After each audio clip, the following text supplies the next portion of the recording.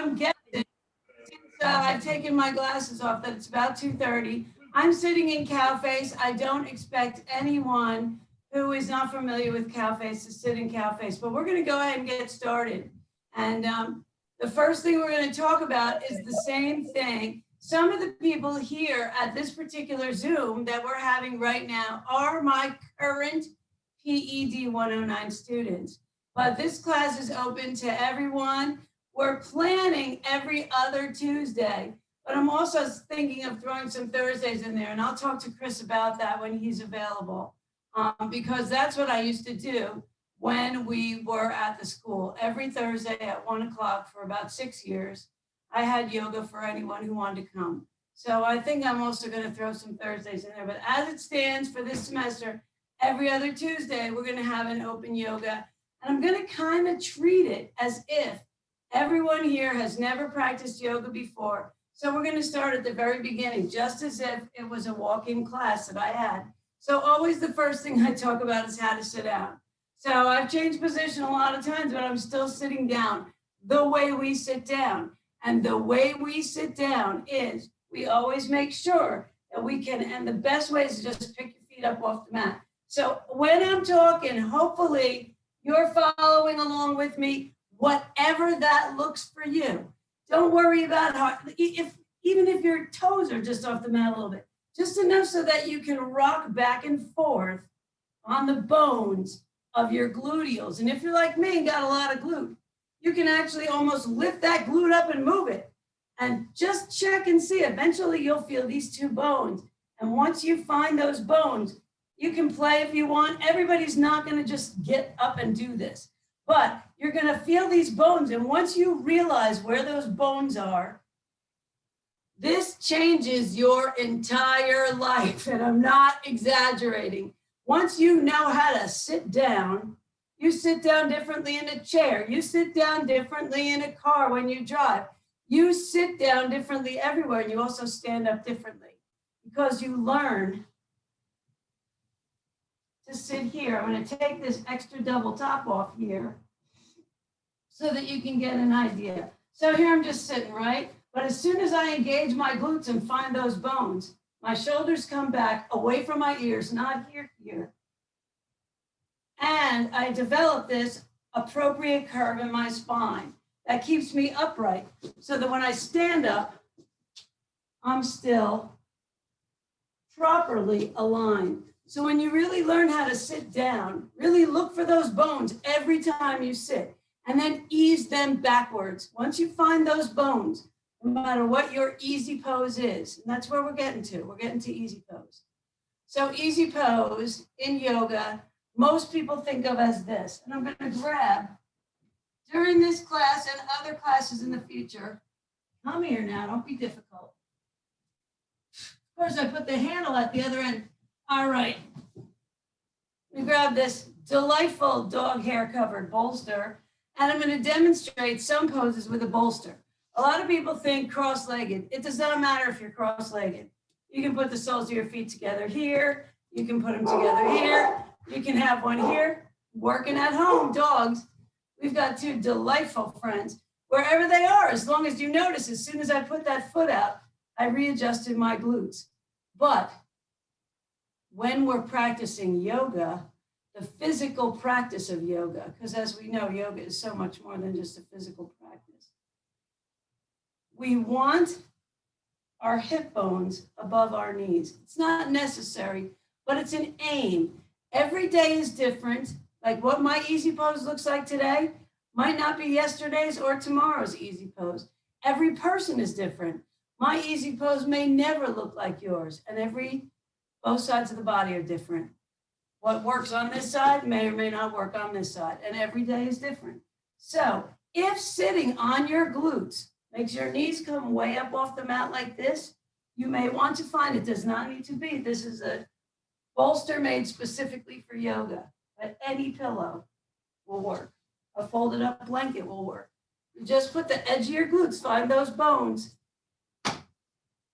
And for many people, learning how to sit like this is exhausting, tiring. It actually makes them tired because they're not used to engaging, all these big muscles in the abdomen. Of course, obviously the rectus abdominis, but all these other little guys too that hold you upright, the obliques, everything. So it's new. Get used to it though. And then the last thing about how we sit, regardless of what our easy pose looks like, is this. The center of the inside of the elbow, imagine that it's facing forward. And as soon as I imagine that the eyes of my elbows are facing forward, it pulls my shoulders down and back away from my ears. So even when my arms are forward, I imagine that the eye of the elbow is forward. So even when I'm like this, I imagine that I'm always leading here. So that when I walk, I'm always leading with these. And it keeps these guys not up here, down here, not up here, down here. And that's so important. So what we're going to do over the next semester is we're going to play around with people who are and who are not my students, as if we all came to yoga today, never having practiced yoga before, and we're all going to just explore our bodies. What you're doing is an experiment. Think of your practice as an experiment. What will happen if I do this? What will happen if I do that? Right now I'm sitting in hero. For many people, hero is extremely uncomfortable. I forgot to bring my blocks. I'm not going to agonize about it today, but I'll bring blocks in the future and show people how, if sitting on your heels isn't comfortable, sitting on a blanket or some blocks can be comfortable. Some people like to turn their toes under for hero. That's not me. I'm just, I don't enjoy the way that feels. I don't like it. So this is just one of many seated poses, all of which can be your easy pose. So just remember that. Your easy pose is any comfortable seated pose. Just make sure that your weight is evenly distributed on those two glutes. And any comfortable seated pose is easy. If you like to cross legs, and I do, I cross legs sometimes, but I try not to put them on top of each other. Now, obviously, if you're going for the lotus position, not something I would recommend unless you're really experienced and have extremely flexible knees. You want to make sure that this side of either foot is right up in the crease before you do this. And once again, it has to feel comfortable to you. But regardless of what it is, always make sure that both glutes are on the mat and that you have your weight evenly distributed. Imagine those eyes of the elbows are forward. And no matter what you're doing with your feet, you're okay. If you do like to cross your legs, switch them up. You notice that I did all kinds of different cross-legged poses there. The next time that one would do practice lotus or whatever, even just crossing the legs, they'll put the other leg on top. But I prefer for my legs to be next to each other, not stacked. I don't like my bones rubbing against each other, it just hurts. Anyway, so now we know how to sit. So we're going to play around. We're going to do some seated poses. Sometimes I think it's easier to see what I'm doing from the front. So sometimes I'll kind of be on the mat and sometimes I won't. So the first seated pose that we're going to learn after easy pose is forward bend. And I'm going to do it from the front and then I'm going to turn around and do it from the side. So if you like, everything we do is optional. If you like it and it feels good. If you like it and it feels good. If you like it and it feels good. Inhale your arms up. Check it out. Not here, here. Not here, here. Shoulders, not here, here. And then exhale. And when I say exhale and inhale, use your own breath pattern, but get used to, as you see, we're contracting, we're closing up. Exhale yourself to your version of forward bend. It might not look like that, but the most important thing is you're hinging from the hip, you're leading with the pectorals. The eyes of the elbows are forward. And when you find that edge, we have something in yoga we call the edge. It's the point of gentle tension. When you find that edge, that gentle tension, that's where your forward bend is. And that's where you might employ a strap. It might be, I like stretchy straps. It might be a regular yoga strap, but it's going to show you where's that gentle tension. You don't want that deep, intense, painful tension. You want just a place where you feel a little something happening. And you'll probably feel it happen a little bit in the backs of your hamstrings, maybe some of the long muscles in your back. Now, if you want to intensify, if you want to go deeper without actually going deeper, just ease your glutes further away from your heels. Move your heels gently forward as you kind of walk your glutes gently backward. And you'll feel the whole back of your leg engage. And then once you find that forward bend, just let go wherever it is for you. Just let go in it. And you notice my feet are apart. It doesn't matter if your feet are together. People look at yoga poses and think, is that where my XYZ part of my body should be?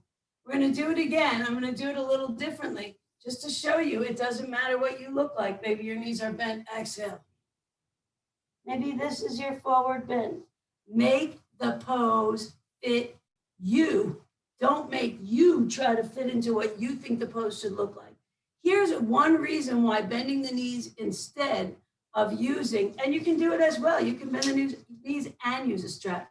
But one reason why bending the knees instead of using the strap is so good for you is after about 15 seconds, we hold poses for 5 breaths. Why is that? It gives time for the stretch reflex to kick in.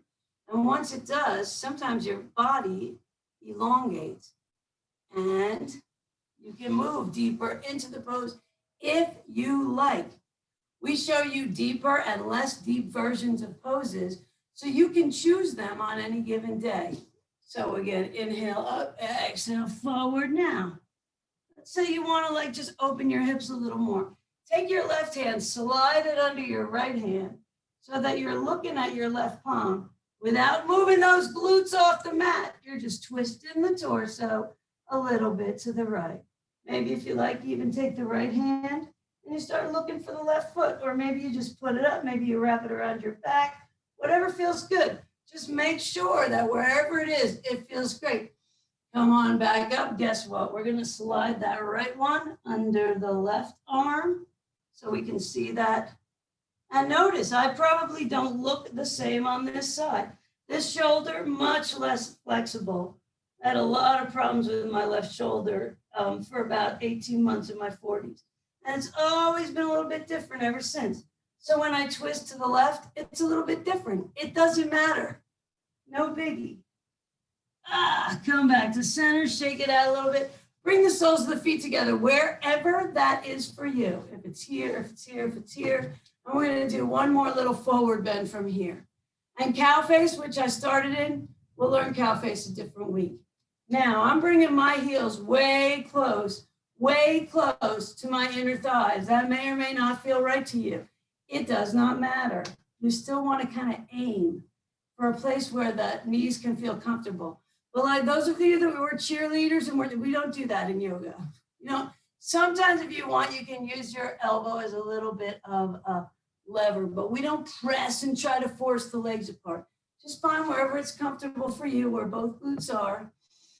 Inhale up. Now try something. Put the hands behind you with the fingertips kind of grabbing at the floor behind you. And feel your shoulder blades kind of squeeze together. Feel your pecs open up. It's almost like a little back bend in there. Now keep your fingertips on the floor. Keep that shape and just come forward. And you'll find your edge very quickly. You'll know where your edge is. Where is your edge? And you'll say, yes, yes, yes, that feels so good. So a couple of forward bends really quick. I am going to put one challenging pose in here now. And the reason is just to warm our body up. I always try to put a couple of, in fact, what the heck, you know what? I'm going to stay here in forward fold, and I'm going to throw in one I didn't expect to use today, but just for the heck of it, because this also warms your body up. We'll give you 2 challenging seated poses. So when you come back up from your forward bend, you're going to inhale up. You're going to take your fingers next to your glutes or behind them, whatever feels right to you, with the fingertips facing forward. And ever so gently, be nice to yourself. You're going to exhale and push your hips up. But don't really think about pushing your hips up. Think about pulling your toes towards the floor. Think about pulling your heels and ankles away from your toes, your knees away from your ankles, and your hips away from your knees. Think about pulling your shoulders away from your hips. Exhale, have a seat. That's called an inclined plane. And bring it forward. And see how as soon as you forward bend after your inclined plane, you feel deep relief. That's because we just used opposing muscle groups to do that. We use the front of our body for the power move. Inhale, sweep it up, exhale, press. And you're going for, eventually, after some practice, you're going for about 5 breaths. And why is that? Because it gives you more opportunity to really explore the pose. And when you're ready, come on out, come forward. It does not matter if you look like this, don't look like this. It doesn't matter. Find the place where it's, if this is your forward, your incline plane today, that's okay. Actually, for me, putting my forearms on the mat makes it harder. But maybe you just got a little baby thing going on. It doesn't matter. It took me about 4 months to learn that. So we're going to do one more challenging pose, seated. Oh, I meant to say this at the beginning. If you didn't bring this, and if you don't bring this every time, not just every time that you practice yoga with me, every time forever. If you don't bring that, you're doing yourself a huge disservice. Pardon me, I've had a lot of asthma problems this month. A huge disservice. We'll talk about synovial fluid in the future, but just for now, remember that water makes yoga easier. And make sure one of you ask me next time we meet, which is 2 weeks from today at 2:30. Ask me, why does water make yoga easier? But by that time, you may have already figured it out by practicing. Okay, so everybody's different here, but remember, starts with them two big bones, and all the big stuff on top. All right, so now my knees are not touching, but what I'm going for here is parallel to the floor with the shin. Okay, so I'm holding the back of my shin, and the insides of my feet are touching each other. So say I want to make it a little more challenging, zip it up, zip it up. Obviously more challenging, take the hands away. More challenging, straighten the legs. More challenging, pull the arms away. Now this at any time may get too challenging. So you just come back. And you noticed I lost got a little challenging to talk there for a second, because I challenged myself. The further the hands get from the feet, not here, keep those shoulders down. The further the hands get from the feet, the more challenging it becomes. But once you really get used to where those two bones are, you can find all kinds of boat, all kinds of different versions of boat. This is boat, the most gentle version. And in case you haven't noticed, my philosophy about yoga poses is you can move freely from one version to another while you're in the pose. You don't have to stay like this. Asana is a steady, comfortable pose. That's what asana means. Trikonasana, Sukhasana, Shavasana, they all mean steady, comfortable pose. That doesn't mean that during the pose, while you're breathing, you can't shift your weight, change your perspective. It helps you sort of explore the pose more, get to know more. Now you see what's happening. More transition to tabletop. And I have a big clock, because I'm not wearing my glasses, that tells me what time it is. And the batteries in the big clock don't seem to be running. So I've been looking at a big clock and I just realized it's not moving. So when we approach about 2:15, will someone promise to yell out? Not 2:15, 3:15. Okay, so most of you probably are familiar with tabletop. Same concept. Eye the elbow forward. Now check it out. For a lot of people, this doesn't happen naturally, and I'm one of them. This didn't happen naturally for me. It's a learned behavior with a lot of practice. So in the beginning, if that little tiny dot in the center of your elbow doesn't go forward, it's okay for you to put your hands out to the side when you're in tabletop. And the reason that it's important to have the eyes of your elbow forward is because it allows you to sink more deeply. This is cat-cow. We start from tabletop, wrist directly under shoulder. Now, if we had some blocks, if your wrists are, you want to be more gentle to them, you can make fists for wrists, but they still go directly under shoulders. Or I'm going to use this towel, this blanket, as an example. You can also put your hands on blocks. It absorbs a lot of the weight so that your wrists are treated more kindly. Same deal, knee directly under hip. So this is tabletop. So just for the heck of it, we're going to wag our tails a little bit. Maybe roll it out a little bit one way, do a little barrel roll here. Maybe the other way. Remember where the eyes of your elbows are. And then we're going to settle into a good old cat-cow.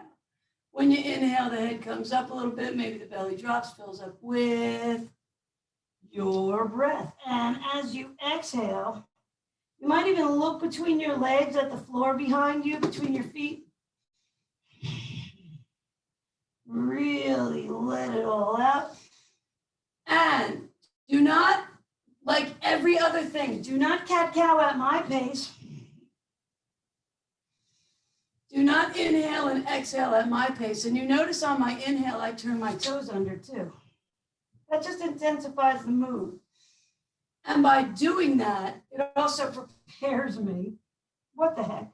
Let's just do one now. We'll get back into it in a little while. It prepares me for this, which is downward facing dog. And we'll all get into that in a little while. I'm walking my dog for a second. We're just going to hang in dog for a breath or two. If you're not already up there, that's okay.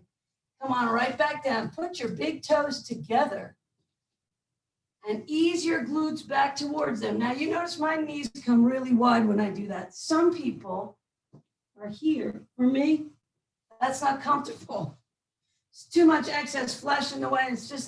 I'm just a wide-legged person. So I like to ease my glutes back and allow my forehead to approach the mat here. So for a lot of people, that might not be comfortable, even if their knees are together. There's so many variations. This is called child. It could be this. It could be this. It could be this. It could be this. My whole entire chest goes on the mat myself. And also, it doesn't matter how close your glutes get to your heels.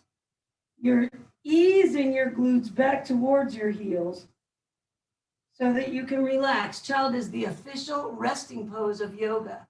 And we come back to child over and over again during any yoga class, just so that we can take a break. So even if other people in the class aren't in child, you can always pop into child. So if sitting back, you can stay in child. If sitting back on your heels in hero is not comfortable for you, don't agonize about it. You know what the heck, let's camel, just for the heck of it. We did a couple of forward bends, let's do a couple of back bends. So I'm gonna teach camel a little bit from behind. The most gentle version of camel. We use the backs of the wrists and we press them into the lower, not the spine, but down here, where more bones are. And you just press. You push a little bit and you come backwards. The closer together you bring your elbows, the further back you can go. You can do that from here or with the toes turned under. This is the most gentle version of camel. So you want to go a little deeper. You say, you know what? I like that, but I want to try more. Keep those toes turned under. Reach for the right heel with the right hand and gently place the left arm. Not here, here. And then we're going to switch it. Take a couple breaths, and then we're going to switch it. If it feels good, flatten the feet. Now you're going deeper, right? And the closer together you bring your knees, the closer together you bring your elbows, the deeper your back bend is. When your head is approaching your heels, you're in a back bend. This is full camel. And if it's too much, just turn the toes under. Makes it less of a stretch. So I didn't plan to practice camel today, but we did. And when we're ready, flop it back into tabletop. The thing that people talk to me most about that really, and that's why I want to address a few things right away and then just do a quick little vinyasa and chill out. But the thing that most people talk to me about are shoulders and hips. So we're going to do a quick shoulder dude right here. Inhale the right arm up, slide it under the left arm. And then a reach. So you can't see, but my palm is over here. I'm going to do the same thing on the other side. And my glutes are kind of half in a child here. Now from here, if I like, I can reach my left arm up and open the shoulder more. This is called thread the needle. Or I can reach around, or I can bring my hands together in prayer and twist all the way to the left. So I'm going to do that for you on the other side now. You get back out of a pose the same way you got in. So we come back, left arm comes up, slide it under. So I would like, I know it's really hard for some reason, my audio's messed up, but can you guys yell and tell me if this is feeling good? Is everybody feeling good? Oh, your audio's off, son of a gun. I thought everybody's audio was on. Does everybody feel good? So remember, you can take all these different options if you want them. When I show options, that does not mean, oh, the deeper one is better. No, it means there are different options for how your body feels on any given day. We're going to come on back up. And we're just going to play a little bit in tabletop before we get up. We're going to do one kind of a challenge, a couple kind of a challenging back bends. The first one, we're going to learn cricket first. You take the right arm and extend it. Fingers point, so the palm points towards the left, so that your hand is not like this, it's like this. It's a little very gentle difference in the way most people learn cricket, but it's safer for your shoulders. So now, if it feels good, bend that left knee and bring that right foot around here. I know this is challenging. I'm just throwing this in, even though it's early in the semester. And then look for the foot. If you can't find it, check this out. Come here. So you can do this too. But it's a nifty little back bend that also gives you a little balance practice. So this is called upright bow. Usually I don't teach upright bow until after people have learned cricket really well and all kinds of cricket variations. But I really feel like playing today. We all have a little bit. If it feels good from here, bend that right knee and bring that right foot around towards the left hand. And you may find that you can find the foot on one side and not the other. That's no biggie. Quite common, actually. Feels really good. We all kind of have some sort of pandemic fever or whatever, you know, just so much time. Most of you are probably going to want to take a little second and chill here. So much time that we've been spending at home. Life is very different than it ever has been before in our lifetimes. There's a lot of isolation and just those midwinter blues on top of it. It can be very overwhelming. So I came a little bit too far out. I wanted to come back to a sort of a tabletop stance. And we're going to get ready to do a few standing poses, but I'm really agonizing because I can't tell what time it is. I'm really concerned about the time. I have like 5 yoga clocks and none of them are with me. So I got to change my view so I can tell what time it is. It's making me nutty. It looks like it's about 3:01. All right. Okay, we're in great shape. Sorry everyone had to do that. But for whatever reason, probably my own fault because I'm so anti-tech. All right, so here we were in tabletop. We just did a nice, deep, upright bow. And from here, we're going to practice a little bit of downward facing dog. We keep the strap nearby. I don't think there's a reason most people need it, but if there's a moment where it comes up, we'll let you know. Eyes of the elbows are nice and forward, okay? So, you know, eventually you'll get a little bit of wrist flexibility and you won't have to move the hand. But if you need to, it's okay to be here. So you're in tabletop. One angle directly under the other angle. And then when you're ready, you just turn the toes under and start going for a walk. Now notice, because the eyes of my elbows are forward, my chest can come between my arms and approach my thighs. So if you want, everybody bend your knees here for a second, really deeply, and try to touch your chest to your thighs. And then when you're ready, gently press your heels towards the mat. And notice your downward facing dog is immediately deeper. See how you find that? If you start from here, immediately your chest is further down. When you're ready, take a little break. And next time we try it, we're going to go right into it. Remember, there's all kinds of cool things you can do. You can take your dog for a walk, bend in one knee, and then you can wag your dog's tail. Whatever gets you more deeply into the pose and makes it feel better. And then when you're ready, look between your hands. Look between your hands. Look back at your feet. Look between your hands again, and then jump or walk your feet towards your hands. I usually jump about halfway and walk the rest of the way. From here, just relax, bend the knees if you need to. I got to show you something really fast. Never, ever, ever do this. Never walk the hands to the feet.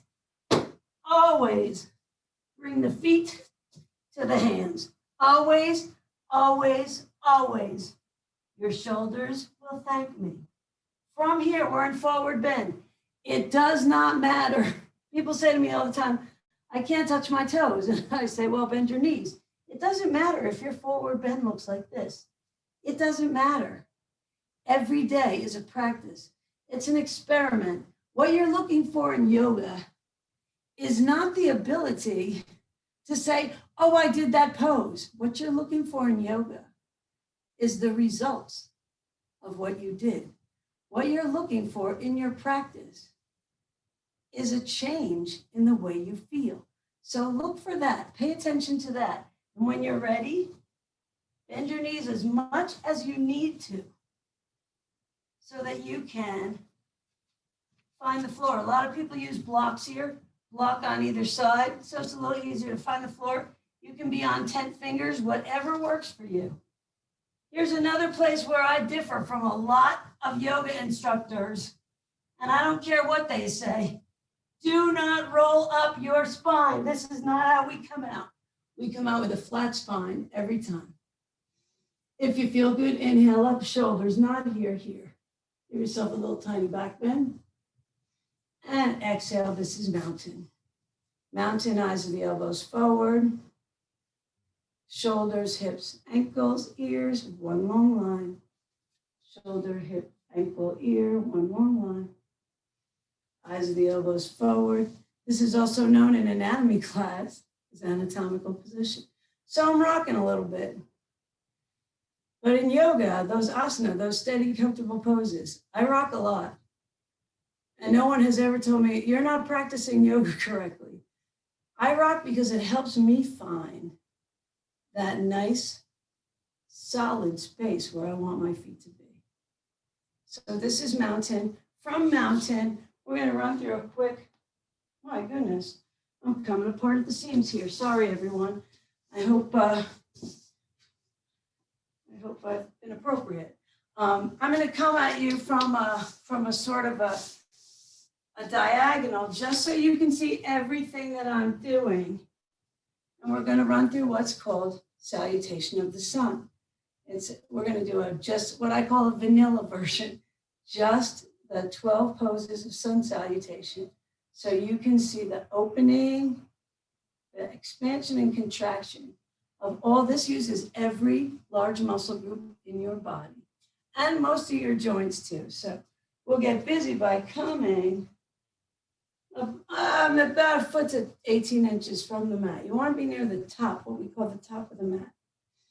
Get nice and solid. And when you're ready, inhale to prayer position. Our prayer is an active prayer. Each hand presses against the other hand. Nice wide fingers and the knuckles of the thumbs, if it's comfortable for you, they press against the sternum, that little bone at the end of your rib cage. That's where our prayer is, not up here. So try it. Press your hands together really hard here. Now press them together up here. Feel the difference in your shoulders? They belong here. So we pray from here, from the sternum. And when you're ready, inhale, sweep the arms out to the side. If that feels good and you like it, exhale with a flat back. It does not matter how far you bend in your forward fold. It matters that your glutes are pressing gently up, your heels are down, and you come with a flat back. If you need to bend the knees, That's okay, but you're gonna frame the feet with your hands. And when you're ready, just gently allow the knee to open to the point of gentle tension. And then you're gonna step back with your left foot, wherever it's comfortable for you. Now, some of you might want the knee on the mat, no problem. Some of you want the knee off the mat, no problem. If it feels good, hands up. If it doesn't, keep them here. If it feels good with the knee here, no problem. And next time, when you're ready to exhale, you're gonna turn that left toe under and you're gonna bring the right foot back to meet it. And look at that. We exhale right into downward facing dog. We're going to stay here and breathe for a couple of seconds. And the more you practice, the more you will see downward facing dog is the recovery position. It's a place where you get a second or two to catch your breath. Now, when you're ready, you're going to shift your weight forward. Look at my shoulders. Look at my elbows. My elbows are hugging my rib cage. This is chaturanga. If you put your knees and feet and chest all on the mat, that's okay. But notice that my elbows are still hugging my rib cage. And when you're ready, inhale up. I'm just gonna do a little baby cobra. Baby cobra, I'm not even really lifting my chest. But if I do, I lift just my hands. So it's my back that's pushing me up. Keep the elbows still hugged in to the rib cage. And if you like, come all the way up into cobra. Want to go deeper? Take the thighs off the mat, up dog. And then gently turn your toes under and you're back to downward facing dog. Now, to get your left foot back up where your left hand is, there's a couple ways you can go about it. You can come down the tabletop, bring it up, or you can swing it. Takes a little practice. Just kind of lift that left leg a little bit, look between the hands, and step it in there. That took me 8 months. So let's say you step and your foot comes here. You just pick it up with your hand and bring it. And we're back in lunge. Bring your right foot to match your left.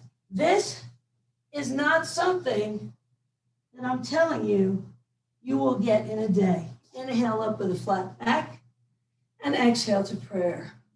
For many people, me included, this took months and months and months to get my feet to go where they're supposed to go. So don't worry, that's why we call it a practice. I'm a little dry, so forgive me if I sound kind of peanut buttery. And let's rock and roll on the right side. Inhale, sweep it up, exhale, forward fold, little swan dive here. You're gonna step back this time with the right foot. Find your lunge low or high. Come up if you like, stay down if you don't. Whatever works for you.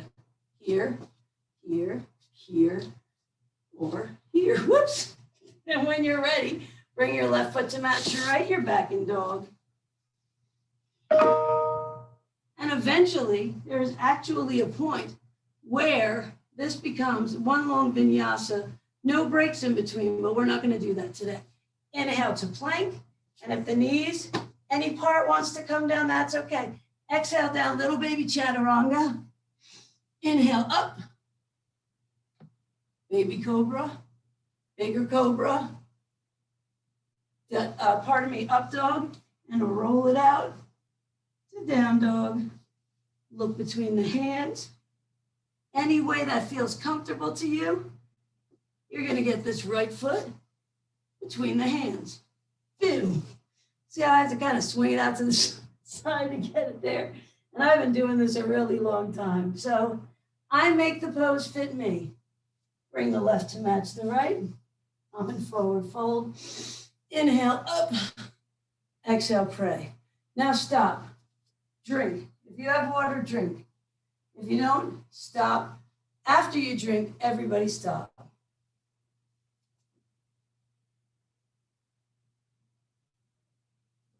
Pay attention. Take what I call your internal temperature. Notice the difference in the way you feel now from the way you felt before we started. That's all this is for. Notice the difference. Just pay attention. That mindfulness, that feels kind of good. Anything like that. I got to actually physically, yep. Okay, so we're going to do one really quick balance pose. I'm going to get near a wall. This is our first balance over the semester and into the future. We will continue. I do not use a mat for balancing. That's me. Almost every other instructor I know does. So I kicked my mat away. And plus, a mat on carpet is some sort of fresh hell that I don't want to talk about. But anyway, it's very sticky. A mat is great on there, but I don't want to stick my face in the carpet, so it's a tough situation. So keep either a wall or a piece of furniture, anything near you when you start balancing. And tree is simply taking your right ankle and placing it on your left leg. However, look, it doesn't matter how far your knee turns out. Even if your tree is here or even here, the hips continue to face forward. It has to open out a little bit for the turnout. So now slowly I'm walking my foot up my leg, but every day is different. Every day is different. I can be in prayer here. I can be here, depending on the day. Whoops. I can be here, depending on the day. Woo, lost it there for a second. See how I saved myself? Stick the arm out, stick the leg out. Every day different. And it slides off. My point is, anywhere on the leg but here. Never put your foot on your knee, okay? And it doesn't matter how far you turn out. And if you're having trouble finding your balance, tap the wall or tap the floor. Hey, bolster, get out of my way. Tap the floor to help you find that place. Tap the wall. Tap, tap, tap and balance. Tap and balance. Every day different. Every person different. Both sides different. So I don't know what's going to happen on this side. Every day different. So what I'm doing, my drishti, my gaze, is focused on trees outside of my window. This is when I practice tree. Woo! I like to look at the swaying trees, and I become like a swaying tree. Every day different. This is kind of a lame thing I'm doing with my left foot, but I'm in tree. Some version of tree that I just made up. And that's okay. You make up what feels good for you. Yoga is just the result of a whole bunch of people playing around with their bodies and seeing what feels good. I have a little yoga joke. I'll make it another day. But it's not dirty, but it's true. We sort of play with ourselves a little bit and find what feels good. And in yoga, that's socially acceptable. But that's how this science came about. People just practiced things and saw what felt good to them. So to finish up, we'll inhale up, exhale, have a seat. Imagine the most disgusting public toilet you've ever seen, but you gotta go. And that tells your body where to sit in chair. You'll see people with chair all the time. Start here. Get the glutes and the hamstrings engaged first before you start playing with this part of chair. And then when you're ready, after you've had enough of that, walk the feet out to where it's comfortable for you. You may not be here. You may be here. You may be here. And from here, there's no really pretty way to sit down. So you just do it. And you'll find that your heels are relatively close to your glutes. You're going to bring your glutes closer to your heels, as close as comfortably possible. And now you're going to let go. Now in the future, I'll try again. I have tried using music with my Zoom classes, and the only person who ever hears the music is me. So we're going to do a couple of really nifty things here before we relax. In a perfect world, for every 20 minutes of physical practice, 5 minutes of Shavasana. We don't really have time to do that, but I'm going to give you a couple nice twists to do before you settle down. Take your right leg, cross it over your left leg like it's one big giant leg. Notice my arms are out to the side. palms up in a T, and just allow the weight. Don't pull, just allow the weight of your right leg. Take both legs over to the right. Most important thing here, this shoulder here is still on the mat. If my shoulder starts traveling, I come back. Both shoulders remain on the mat when you're in the same way both glutes remain on the mat in seated positions, in reclined positions, both shoulders remain on the mat. You can move them around, but they got to be in contact with the mat. When you're ready, inhale it up. Keep the knees crossed, lift the glutes, ease them a little bit over to the right. Make sure their right shoulder doesn't migrate off the mat. And, oh, that feels so good. Twist it over to the left. If it feels good and you like it, look back over your right shoulder. These are called eagle legs, and we will learn the eagle standing balance in a couple of weeks. And the reason I'm starting to slow down and hang longer in the postures is twofold. One is because this is really the last pose sequence we have. Roll back up, recenter the hips, uncross the legs. But the other one is that you're slowing down and preparing for Shavasana. Cross the left leg over the right as if it's one big giant leg. And then without lifting the shoulders, you can move them around, but don't lift them. Allow the weight of the left leg. So take both legs over to the left. Yoga never fails you. If you feel crappy, you might not feel fantastic, but you'll feel less crappy.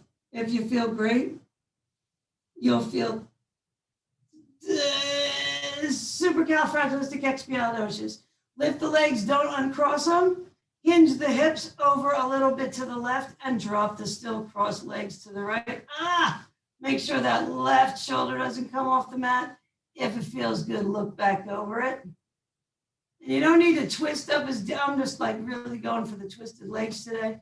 This is really all wherever it goes. Wherever it goes. Every day different. Every person different. You're still relaxing. Both sides different. Your heads are down. You are relaxed. You are not busy. You are chilling. When you're ready, inhale the knees up. Recenter them. Keep your eyes closed. And just allow both knees to approach your chest. You can do what I'm doing, which is rocking. You can hug them in. You can hug them in front of the shins. You can hug them in behind the thighs. Or nothing at all, whatever feels good. If it feels good and you like it, bring them up just for a couple seconds. In every yoga class, there's usually an inversion, and there's a reason. It allows lymph. Lymph, unlike blood, does not have a system that pumps it through your body. It allows your lymph to move around, all the lymph that floats around your body. And it makes your feet very happy to be allowed the opportunity to get a break. When you're ready, hug them back in, stretch it out long and thin. Make yourself a great big long pencil. It's the one time it's okay if your shoulders touch your ears. You can just make yourself as long and skinny as you want to be. Get your fingernails and your toenails as far from your navel as humanly possible. Now check this out. Your hands are already above your head. Fingernails are already touching the floor now. Just pull, stretch them as far as you can. Pull your fingernails, like pretend it's snowy outside. Pretend you're laying in that snow. Making a great, big, gigantic, super slow snow angel with your hands. And just keep stretching them as far away from you as you can in a big circle until they come to rest about 12 to 18 inches from your hips with the palms up. Your shoulders should feel perfect. Let everything go now. You're going to stay on the floor. And if you need to rearrange a little bit, this is a good time. I mentioned a blanket in the beginning. This is a great time to get your blanket. Or if you're like me, came with another shirt, you're still on the mat. Maybe you reach up, grab your shirt, throw it on. Maybe you put your blankie over your feet. Because a lot of times after we've been a little warm, when we come into Shavasana and kind of fall down, we get a little chilly. So we got a little something to keep us warm. If you're very, very still, you may notice your palms and maybe even the bottoms of your feet vibrating. That's your energy, your life force, your oxygen pumping through your blood vessels right now as you speak. You can feel your own pulse in your hands and feet if you're very, very still.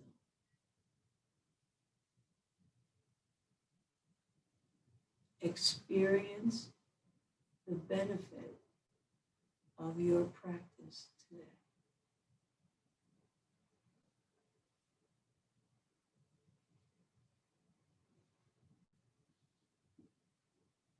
Is immediate. That is what sets yoga apart from all other activity.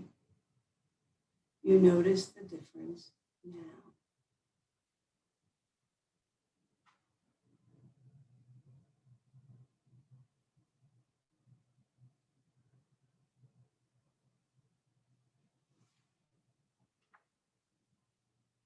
With every exhalation, maybe you're sinking ever so slightly more deeply into the mat. With every inhalation, maybe your belly is expanding just a little more so that you kind of rise and fall, sink and float with every breath.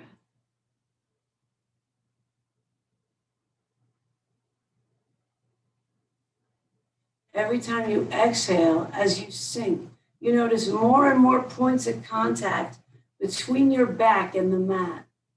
And you're just sinking more and more and more deeply, relaxing every muscle.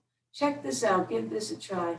If you notice some residual tension, maybe in your jaw, ever so gently, take the tip of your tongue, ever so gently, and behind your teeth, there's a little tiny ridge right behind your teeth, and just gently, ever so slightly, set your tongue behind that little tiny ridge. And it allows the jaw to relax and hang open a little bit in what we like to refer to as the vacant look. There's nothing going on up there, just experience.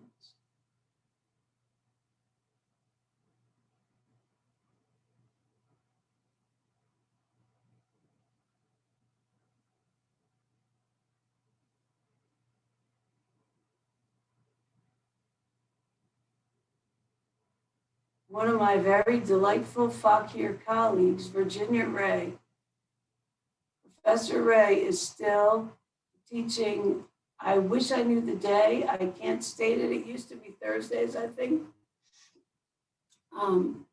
Leading meditation practices, I believe weekly. Check your student activities calendar. Virginia is great. She really knows her meditation, and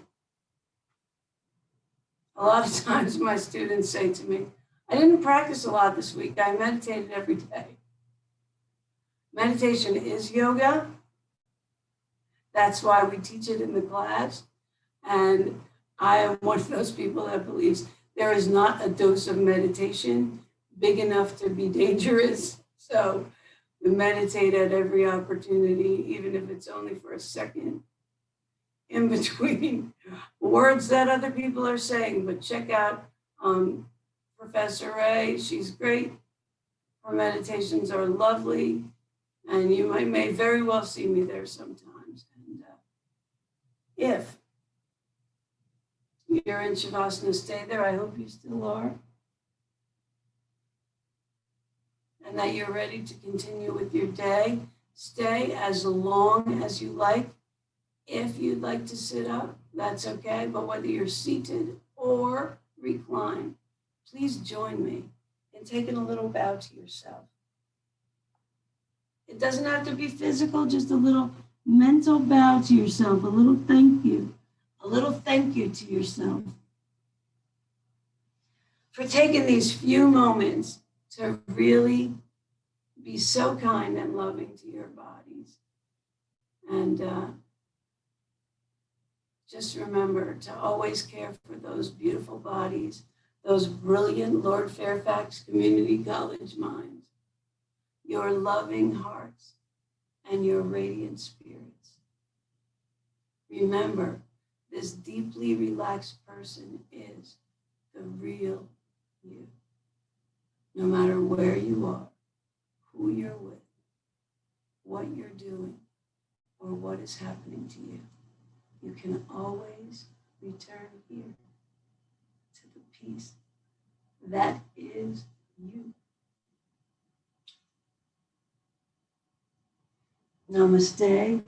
I honor the light in you that is the same as the light in me. And thank you so much for practicing with me today. Om Shanti, Shanti, Shanti. That means peace, peace, peace on earth. And it's been wonderful. Have a great day, everyone.